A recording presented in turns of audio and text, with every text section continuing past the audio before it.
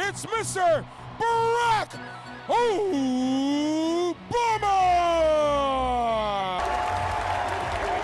MVP! MVP!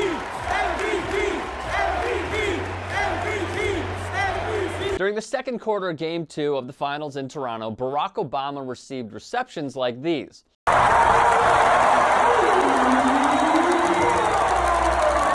He mingles with Drake.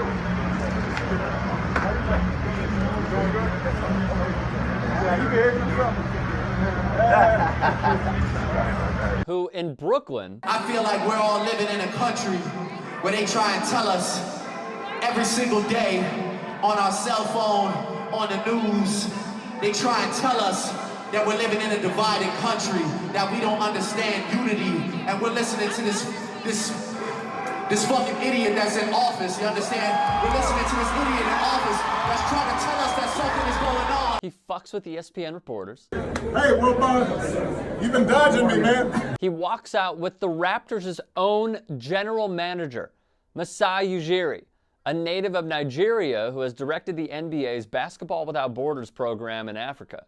Ujiri joined Obama in Kenya last year at a basketball-oriented event benefiting a foundation formed by Obama's half-sister. It's not a birth certificate, Candy, and people are trying to figure out why isn't he giving his birth certificate. It's not a birth certificate. Was birtherism racist? Look, I wasn't really involved in that. I know you weren't. Mm-hmm. Was it racist? Like I said, I wasn't involved in that. I know you weren't. Mm-hmm. Was it racist? Look, I know who the president is, and I have not seen anything in him that is racist. So again, I was not involved in that. He sits next to the commissioner of the league, Adam Silver, and always makes time for the fans. Obama could get tacos and receive a warm welcome, while Trump, well, even the kids know. As Chuck D of the polarizing and iconic hip-hop group Public Enemy put it, Canadian fans cheering Barack Obama and making a statement on the current USA intelligence based on their last selection at NBA. While Donald Trump disinvites a team unwilling to participate in the very first place, Barack Obama golfs with the man Trump called out on social media in that first place, Steph Curry. Like the fine folks of Toronto, the Warriors get it.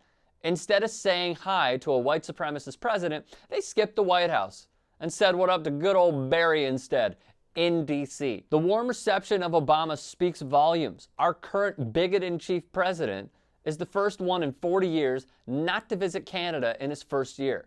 Ahead of the G7 summit, remember that, which produced this work of art, Vanity Fair reported he wanted a parade thrown in his honor. At the summit, Trump suggested that Russia should again have a seat at the table, following its ouster in 2014 over Vladimir Putin's annexation of Crimea, and after facing a wave of allegations of inappropriate sexual behavior, scored no points, Trump did, for a late arrival to a gender equality breakfast. Canadian Prime Minister Justin Trudeau, with whom he was already publicly spatting, had already delivered his opening remarks when Trump made it to his seat. Only 25% of Canadians rate Trump positively. More than 6 in 10, 63%, say the U.S. is doing less than in the past to address global problems, and 82% think the U.S. ignores Canada's interests when making policy. On the surface, Obama's visit is a reflection of the times, specifically Toronto, Ontario, Canada, which is exactly what Donald Trump hates. Kindness. Inclusivity, a melting pot for all races to cohesively live as one.